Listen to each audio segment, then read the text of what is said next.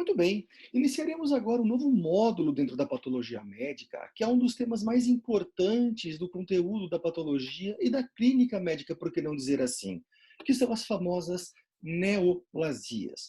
O que são neoplasias? Neoplasias nada mais é do que o próprio nome nos remete. Plasia é forma e neo é uma nova forma. Uma nova forma de ver, uma nova forma de se comportamentar, e isso nós vamos ter um comportamento totalmente distinto, totalmente aberrativo, que culminará então em problemas graves e problemas sérios para o paciente. Neoplasias nada mais é então do que o estudo de uma faceta importante dentro da clínica cirúrgica ou da clínica médica, denominada de oncologia. Então, a partir de agora, nós vamos voltar o foco todo para um crescimento celular desordenado, um crescimento extremamente aberrativo e um crescimento que poderá culminar até em óbito desse paciente. E a gente vai começar a entender neste momento o porquê as neoplasias acontecem. Falando então, ou fazendo alusão a uma parte das neoplasias do seu aspecto geral e as bases moleculares para o desenvolvimento do câncer. Muito bem, para a gente entender o que é o câncer, a gente tem que entender que toda e qualquer célula cancerosa é uma célula que reproduz com grande facilidade. Ela reproduz, ela cresce, ela se prolifera de forma diferente. Normalmente, no tecido humano, mesmo em celularidades pluriestratificadas, existe um mecanismo de inibição para o crescimento.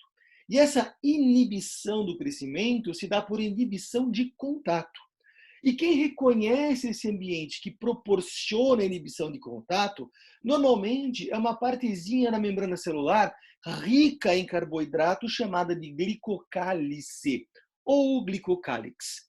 Uma vez que ela se ambienta no conteúdo celular, ela começa a desencadear fatores genéticos que falam assim: célula, pare de crescer, entre num processo de intérfase.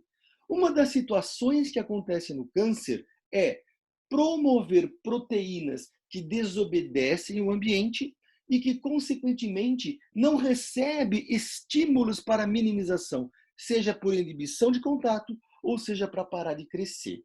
Portanto, uma célula cancerosa ela é definida como duas propriedades fundamentais, chamado de propriedades hereditárias. Em primeiro lugar, ela é uma célula que desobedece limites, portanto, ela tem um crescimento progressivo. Ela reproduzem sem ter quaisquer limites inibitórios para a divisão celular. Ela entra em divisão de forma constante e aleatória. Essa é a primeira propriedade importante que vocês devem guardar. E a segunda, que essa célula, por progredir e por ter um crescimento desordenado e independente do ambiente, elas podem invadir e colonizar qualquer órgão. Existem tumores, por exemplo, que começam a progredir, como o próprio câncer de estômago, câncer de cólon retal, e ele começa a invadir na região do peritônio.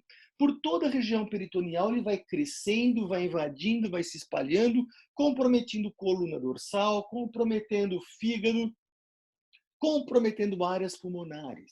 Existem outros tipos de tumores que só invadem a cápsula serosa ou ainda uma cápsula adventícia e ocupam órgãos adjacentes. E existem tumores que têm um tropismo pela rede vascular, entre elas a rede hemangiogênica pelo vaso sanguíneo ou ainda por quadros de vasos linfáticos. É bom que se diga aqui que cada um dos tumores que a gente vai aprender ao longo ainda deste ano, ele obedece a um tipo de crescimento distinto. É muito diferente. Por isso que a gente tem que guardar por onde ele cresce, mas uma principal fundamentação deles são crescimentos de caráter desordenado e que pode invadir qualquer área. Claro, existem alguns tropismos maiores para um ou para o outro órgão, dependendo do tumor, mas eles colonizam invadem. E nessa colonização, muitas vezes ele pode impedir um determinado órgão de funcionar de forma adequada, levando a uma falência daquele órgão. Então, a falência múltipla de órgãos propicialmente será o principal fator que levará o paciente a óbito. Tá bom? Então, a combinação de todas essas atividades é que deixa o câncer assim tão preocupante, de caráter tão perigoso. Lembrar que o tumor, ele tem um início, ele tem uma progressão e ele começa a ter um comportamento totalmente de caráter desordenado. Então, para que se coloca esse câncer? Como é que ele se desenvolve? Ele vai se desenvolver por diversos fatores, seja eles químicos, físicos ou biológicos, como a gente vai dar alguns indícios no final desta aula aqui ainda para vocês. Mas o que a gente tem que entender é que todo câncer ele tem um caráter genético. Portanto, todo câncer ocorre por um dano genético. Um dano genético que de uma única célula e que essa célula fica desgarrada do seu ambiente normal quando a gente fala de quadro comportamental. Ela começa a progredir de uma dando duas. Ela começa a manter esses danos genéticos de duas passando para quatro, quatro para 16, e assim de caráter exponencial, fazendo com que alguns cresçam de forma mais rápida e outros cresçam de forma mais lenta ou insidiosa. Mas todos eles estão associados com proteínas de caráter de progressão e de proliferação de forma aberrativa ou inequivocada, fazendo com que uma lesão genética se perpetue. E essa lesão genética está associado com o mecanismo de crescimento. E existem algumas proteínas que fazem isso em especial, como, por exemplo, aquelas que controlam o ciclo celular, como, por exemplo, o nome de ciclina. Vocês vão ver aí pela vida de vocês que algumas proteínas são fundamentais para o desencadeamento do câncer. E receptores para diversos fatores que a gente vai denominar de fatores de crescimento, de fatores hormonais, como acontece no câncer de mama, ou ainda que propicia um crescimento, esses danos genéticos aumentam a capacidade progressivamente da célula. E essa célula fica totalmente individualizada, caracterizando então um tripé importante para o desenvolvimento do câncer, que é o quê? De uma lesão genética, eu vou ter a célula autonômica. Essa célula vai ter autonomia, ela não responde mais à homeostase tecidual. Segundo ponto, ela tem caráter individual. Portanto, as neoplasias, como eu coloquei para vocês, olha, ele tem uma expansão clonal. Ela sempre se desenvolve de uma única célula. Espera aí, mas eu tenho câncer no fígado. Sim, uma única célula. Ah, mas eu tenho leucemia. Sim, é uma célula progenitora de um único clone celular. Por isso que o câncer ele é designado como uma neoplasia de caráter monoclonal. Ele vem de um único clone celular. Ele vem de uma célula individualizada. Além da autonomia e da individualização, é importante que a gente diga aqui que as neoplasias têm caráter progressivo. Portanto, ela não responde à diminuição por estímulos homeostáticos do corpo humano. Ela só vai diminuir, em alguns casos, com indícios ectópicos, né, heterogênicos, como, por exemplo, o uso de alguns quimioterápicos que rompem, estouram o DNA celular e acabam matando aquela célula. Mas do ponto de vista usual, normal, dentro de um microambiente, ela não reduz. O que diferencia muito de uma hiperplasia. A hiperplasia ela é um fenômeno que a gente chama de fenômeno de reversibilidade. Agora, ser reversível pode mudar bastante, mas ela, ao tempo, ela tende a regredir, em a maioria dos casos. As neoplasias, não. Ela tende sempre a ser progressivo, seja ela insidiosa ou ela de crescimento rápido. que proximamente, dentro das próximas semanas ou da próxima aula, a gente já vai começar a colocar algumas especificidades que vai diferenciar o que faz com que ela seja mais insidiosa, com que ela seja um pouco mais rápida. Mas a primeira instância que a gente tem que perguntar é: o que leva ao desenvolvimento de um câncer? E a primeira coisa que a gente tem que imaginar é: independente do fator gatilho, o câncer é um dano genético. Um dano genético que vai envolver basicamente 4 tipos de genes diferentes. Um gene chamado de proto-oncogenes, que é um gene normal. O gene normal que mais vai ter uma funcionalidade na promoção do crescimento, na diferenciação celular. Nós temos aí outros genes, como genes supressores tumorais, que eles são genes que inibem a progressividade, inibem a proliferação desordenada. E tem outros genes ali que fazem a associação de apoptose e genes de reparo de DNA. Se eu tiver essa miscelânea de modificações, um gene que começa a progredir de forma atípica, associado a um gene que não inibe o crescimento, outro que ver um dano genético, não entra uma apoptose ou o DNA não seja reparado, eu vou ter aí um ambiente propício para dar chabu e o desencadeamento dos danos genéticos se progredir indefinidamente. Fato que culmina, então, num processo do desencadeamento das neoplasias ou do câncer em geral. Vamos começar a colocar, para a gente poder entender, as definições dos principais genes associados ao câncer, como, por exemplo, os proto-oncogenes. O que é proto-oncogene? Proto-oncogene, pessoal, é um gene normal. Um gene normal que muitas vezes é incitado pela célula para que ela possa crescer e se diferenciar. Mas o que é o crescer e se diferenciar? Lembre que eu tenho camadas germinativas no epitélio. Lembre-se que eu tenho células tronco no indivíduo todo. É um gene que, quando ativado, ele começa a fazer com que aquela célula entre em mitose e divida em duas. Uma daquelas células entra em stand-by e a outra começa a progredir na sua diferenciação. Como o quê? De uma célula, por exemplo, tronco hematopoética, ela vai chegar a uma célula mais diferenciada promielocítica, para depois ser mieloblástica, para depois ser um mielócito. Então, ela vai progredindo lentamente, como se fosse uma criança que nasce, passa pela infância, passa pela adolescência, chega na vida adulta e chega na sua senescência, se não tiver dano nenhum. Ok? É mais ou menos isso que os proto-oncogenes fazem. Inibem, ele excita a proliferação e excita também a condição daquela célula se maturar de uma camada basal, se tornando uma camada espinhosa ou se tornando uma camada mais especializada.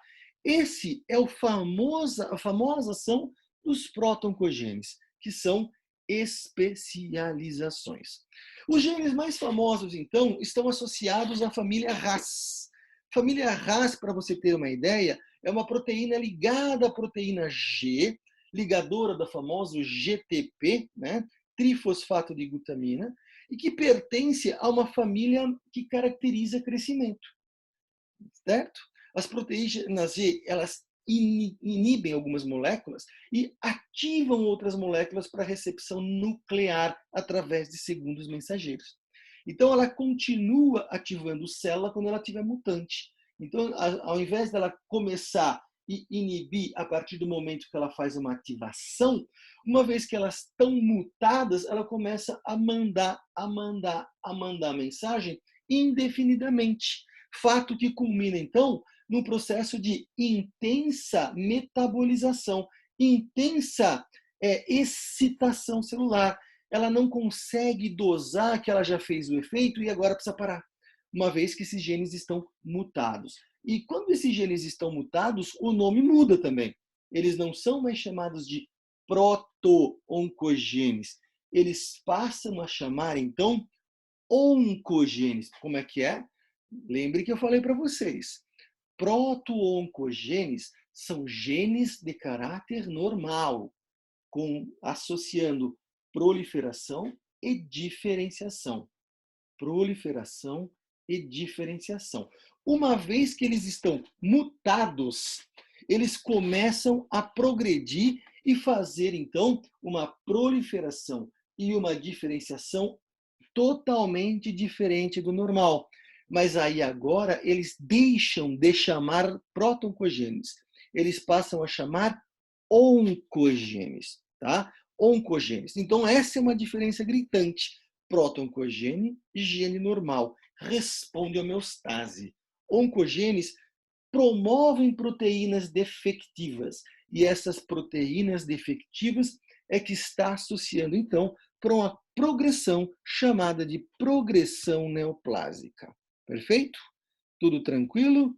Lembrar uma coisa, pessoal, que quando você pensa em genes, você tem centrômero e você tem basicamente...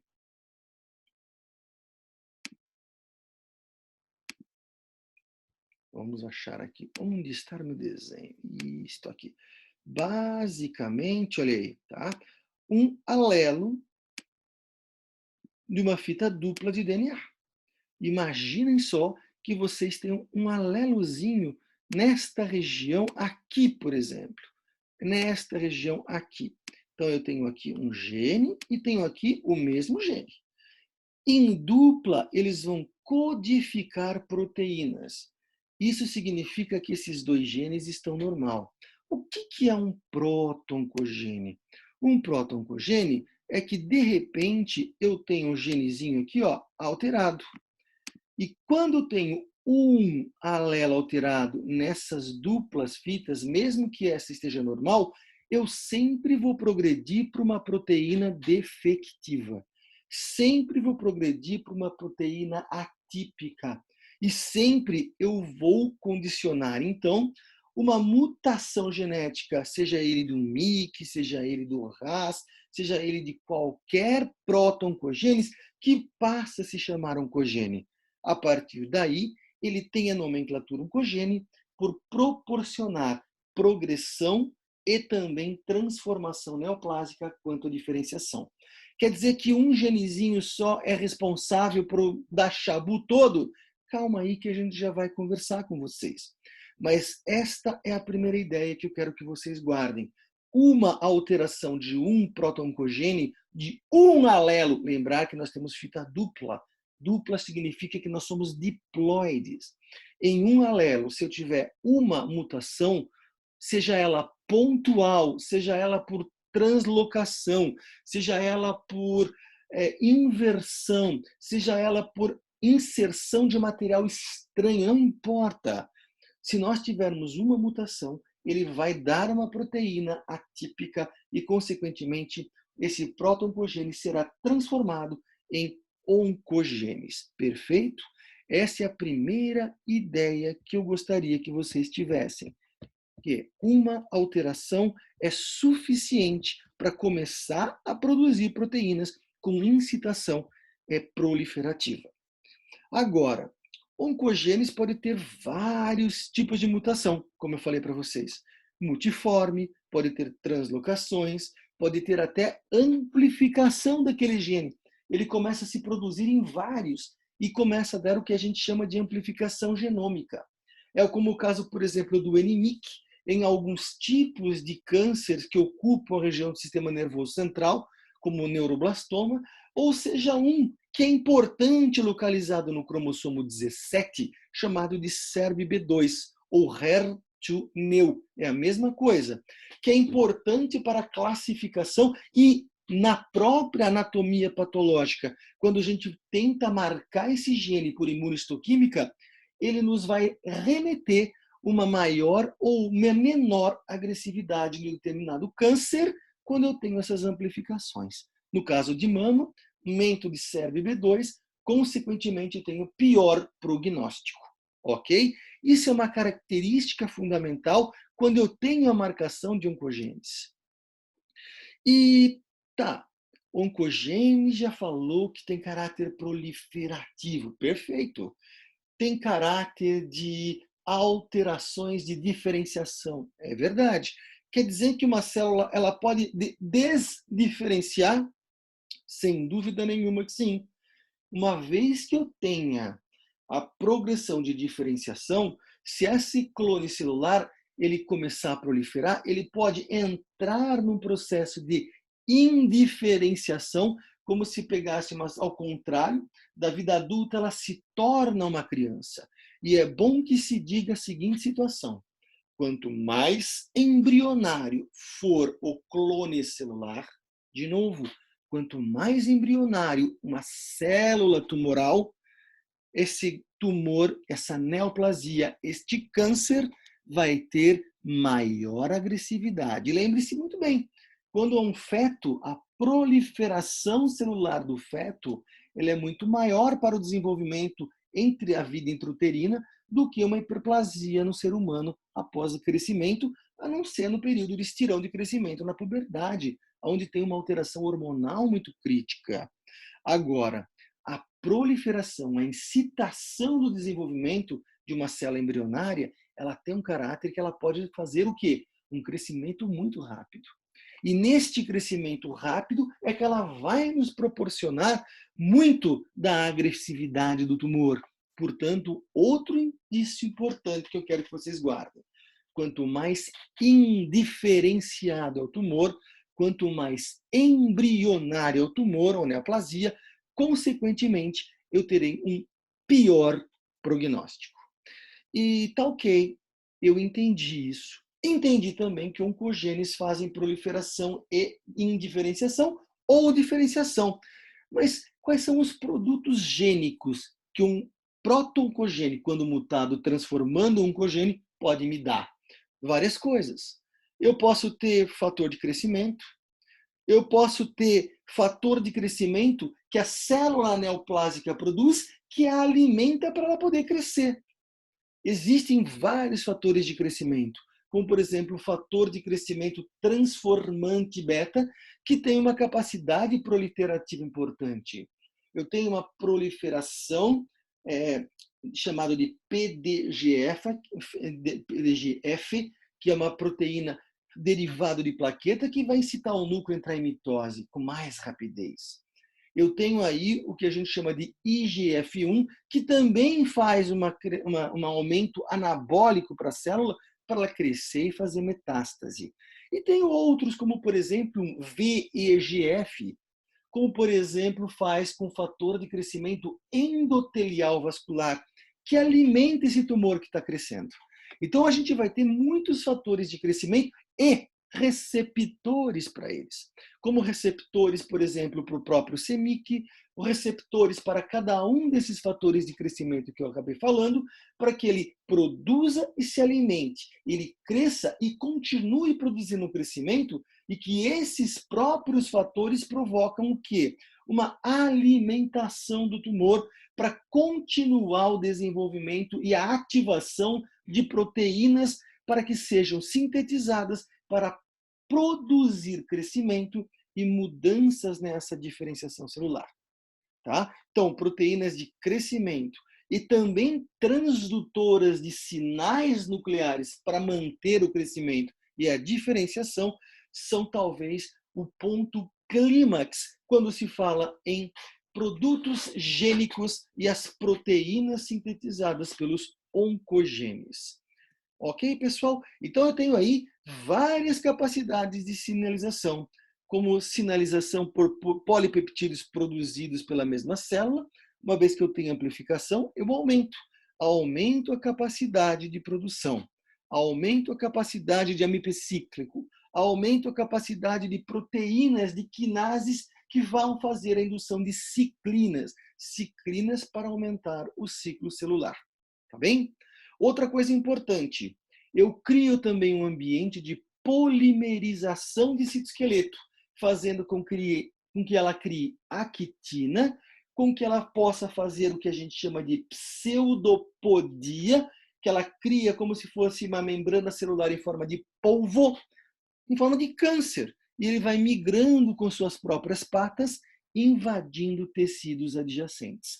Então, todo esse quadro está associado com o quê? Com fatores desencadeadores né, do processo da transformação de um proto-oncogene para um oncogene.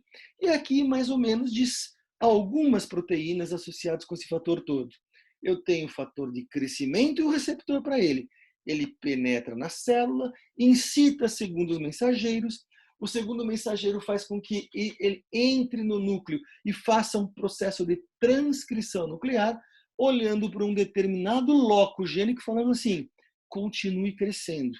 E ele começa a fazer síntese, DNA, divisão, com uma interfase muito curta, com uma progressão mitótica muito longa, e, consequentemente, eu consigo fazer com que eu tenha aquela proliferação de forma mais rápida. Ok? Agora, é importante dizer que a carcinogênese, o processo de desenvolvimento do câncer, ela tem algumas etapas. Ela começa com o crescimento, ela vai expandindo, ela vai penetrando, vai invadindo, até chegar em órgãos distantes. Como é que chama essa progressão de um câncer para um órgão distante? Chama-se metástase. Metástase.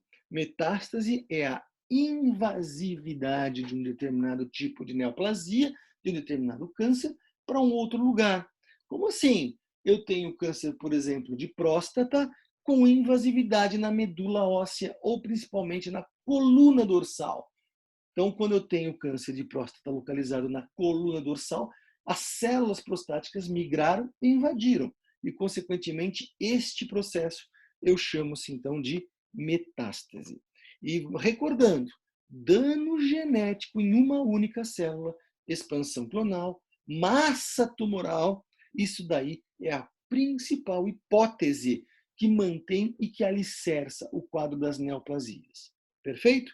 E aqui eu tenho uma célulazinha louca, começou a progredir, proliferar, entrando no processo de hiperplasia. Quer dizer que hiperplasia pode desenvolver câncer? Sim, pode. Ok? Pode. O crescimento pode. E isso ocorre muito em pólipos intestinais.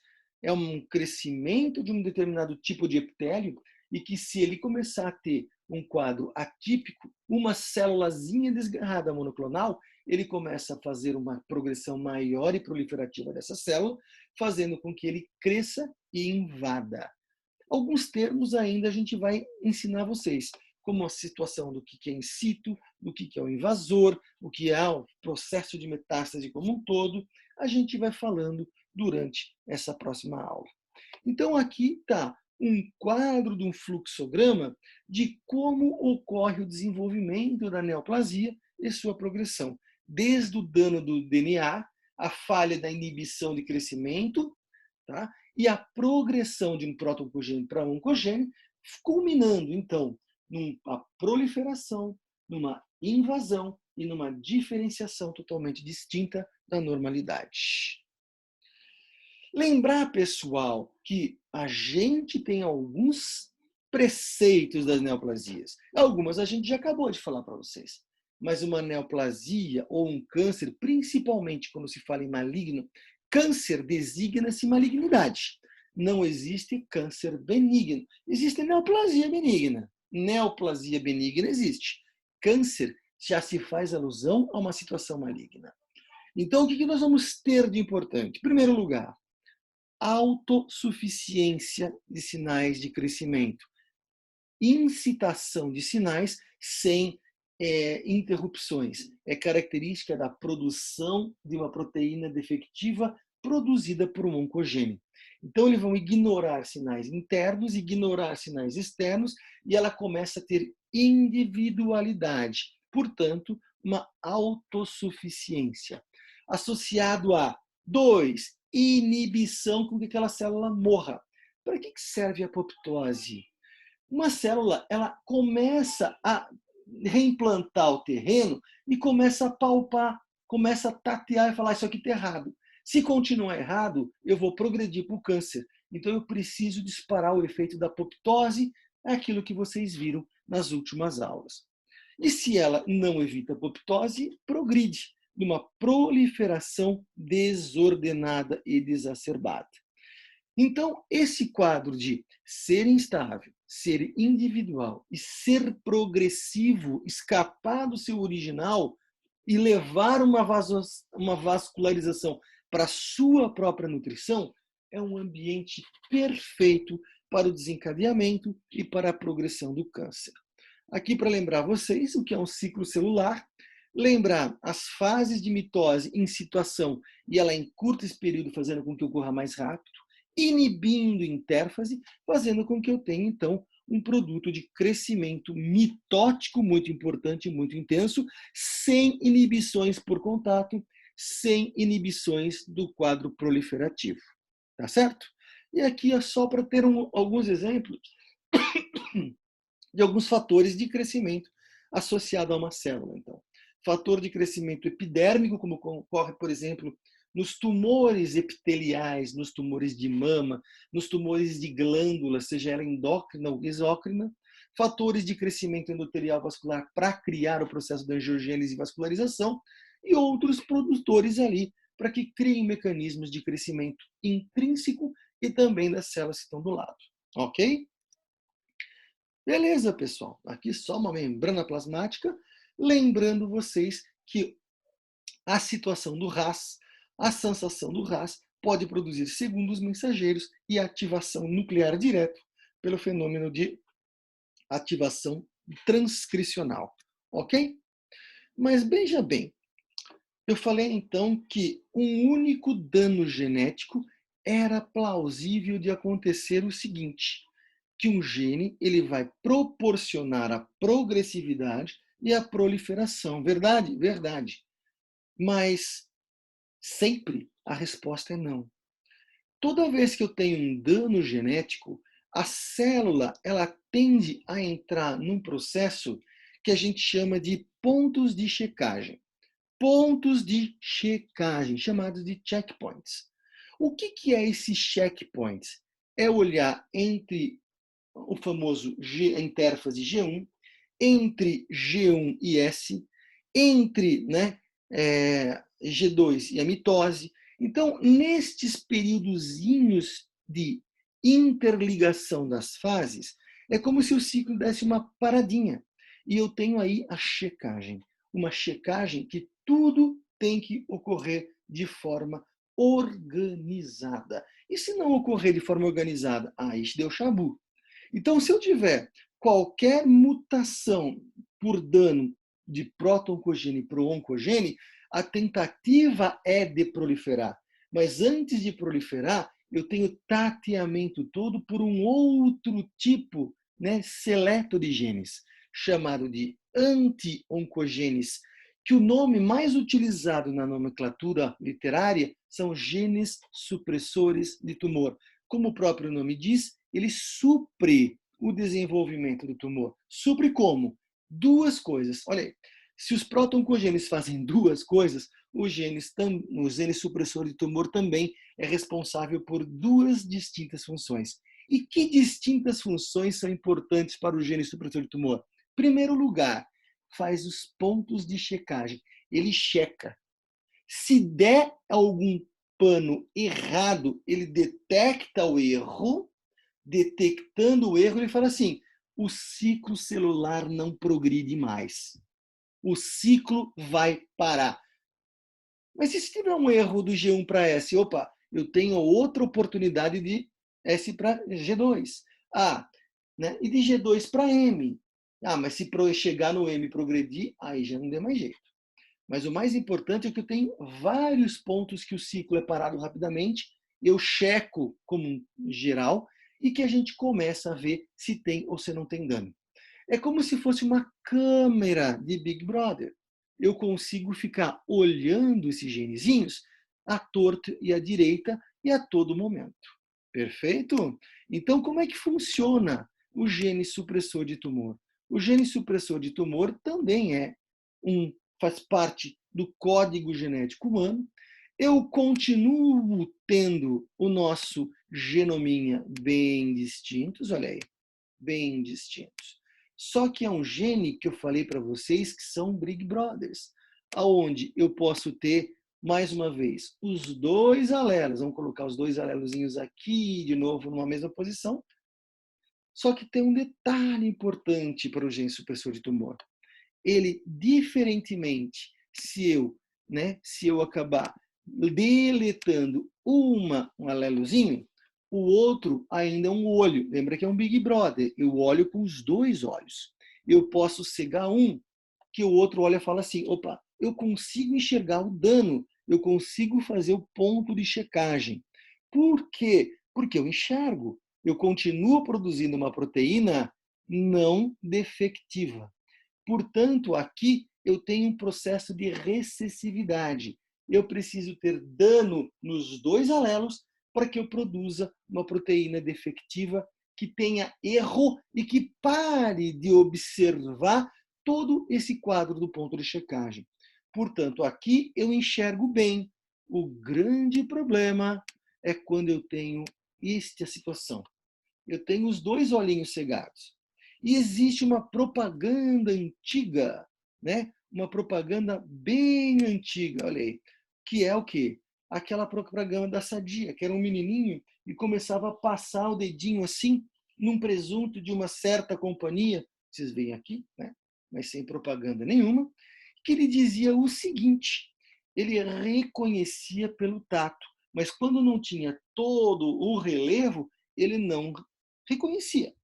E o gene supressor de tumor faz isso. Ele tateia, mas quando eu tenho o olhinho fechado para ele, é como se ele não reconhecesse mais o relevo. Então, eu posso ter mutações de proliferação e indiferenciação, que chega de G1 para S, quando ele é ativado, ele fala assim, eu também estou mutado. Eu não enxergo. Se eu não enxergo, pode passar para frente o dano, porque eu não estou enxergando nada de errado. E aí você tem a progressão do tumor. Espera aí. Então, o que eu quero dizer com tudo isso? Eu quero dizer que, para ter o câncer, não basta ter um tipo de mutação genética. Eu tenho que ter mutações genéticas tanto em proto-oncogenes para oncogenes, eu tenho que ter oncogenes, e concomitantemente eu tenho que ter mutações em gene supressor de tumor. Então, para você ter o câncer, é necessário ter inúmeros danos genéticos dentro de um mesmo núcleo. Há quem diga que eu preciso ter 20. Vários oncogenes com vários genes supressores de tumores sendo, digamos assim, inativados. E quais são os genes supressores de tumor mais importantes? Eu tenho vários.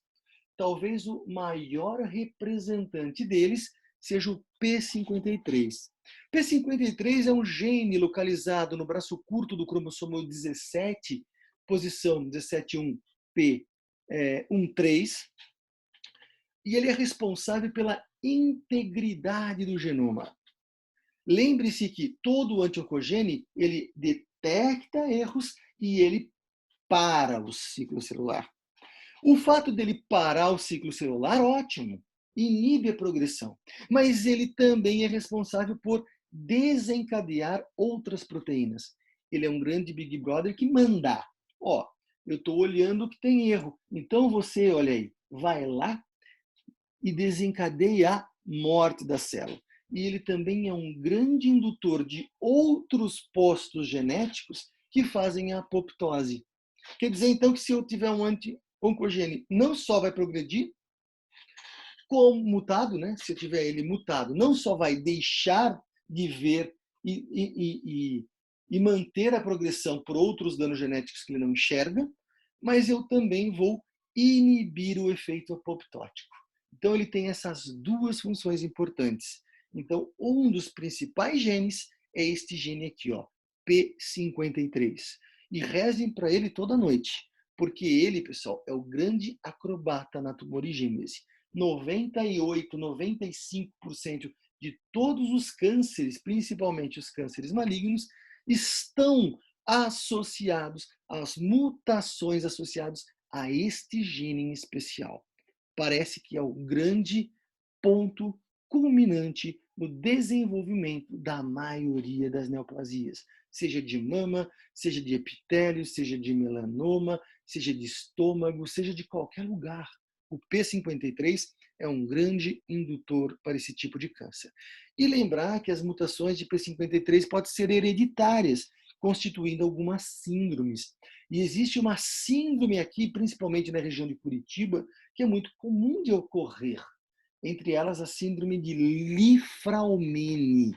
Li-Fraumeni é uma alteração em um dos exons de 5 até 12 do P53, tá bom? Do P53, seja no núcleo hidrofóbico ou não.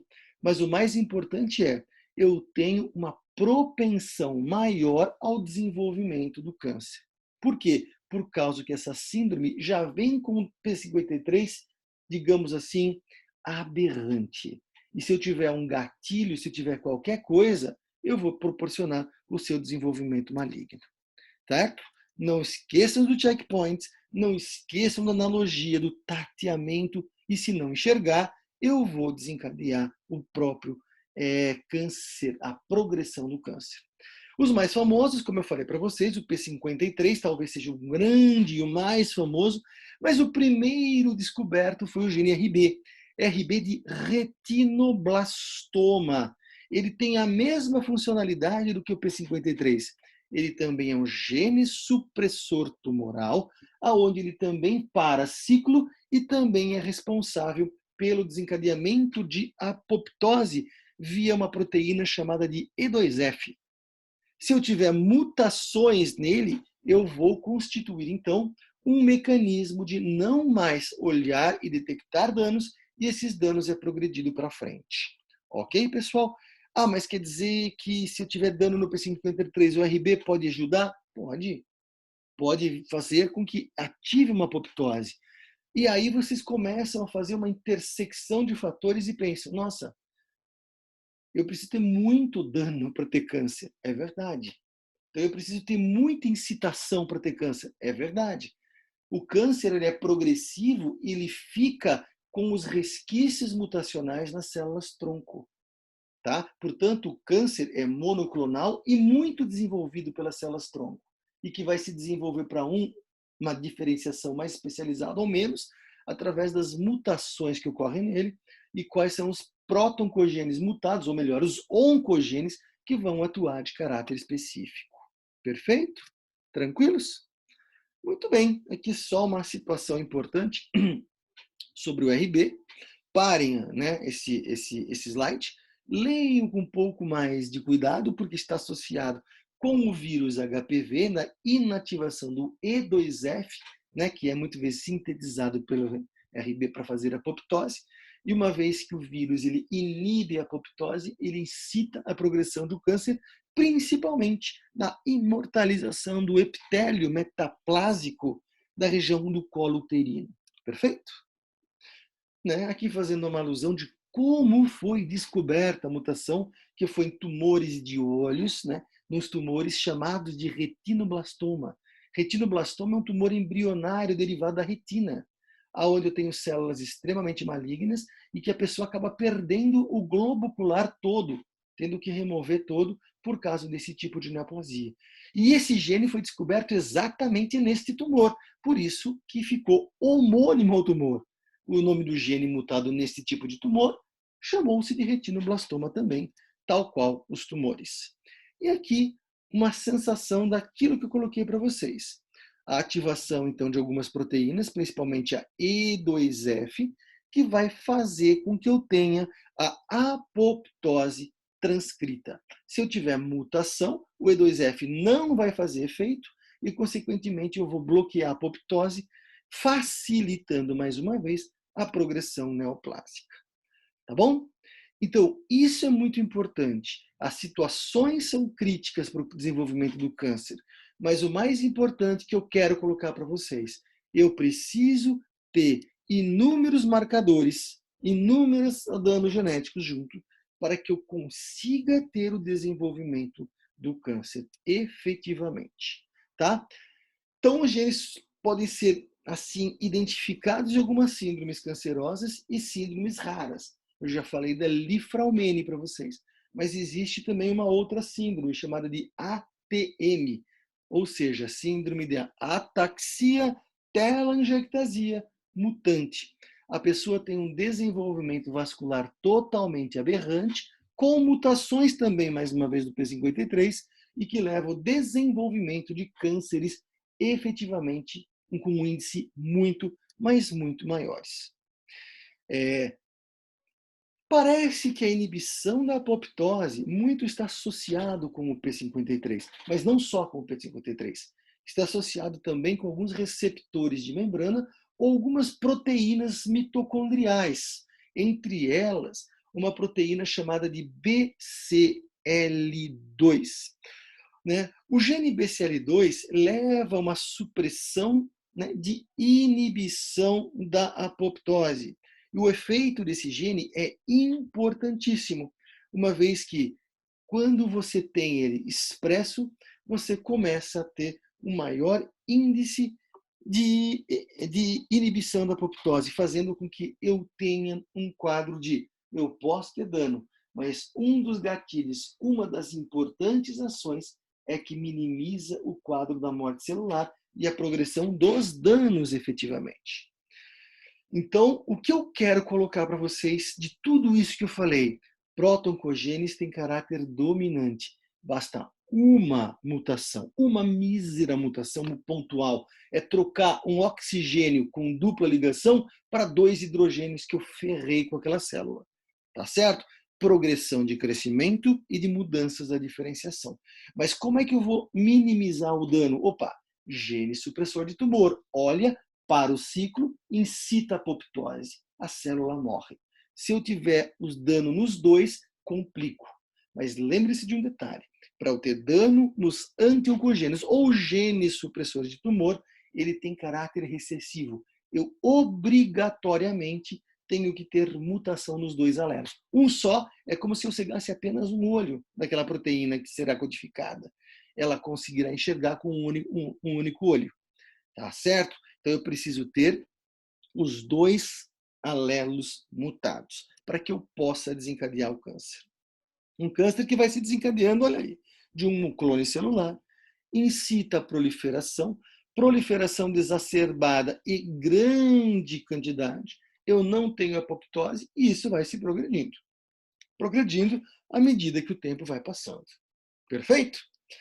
Aqui terminamos a primeira parte do desenvolvimento da carcinogênese geral e aqui iniciaremos a parte 2 depois de um cafezinho, quando a gente vai iniciar falando de quais são os principais agentes que incitam as mutações celulares, sejam elas mutações nos genes supressores tumorais, nos proto-oncogenes ou ainda naqueles genes que inibem o quadro de apoptose ou dos genes que não fazem mais reparos de danos pequenos de DNA, chamado de chaperonas, ok? Finalizamos a primeira parte. Daqui 5 minutos, começaremos então com um novo tipo de abordagem, que são os principais agentes que levam às mutações genéticas e, consequentemente, o desenvolvimento do câncer.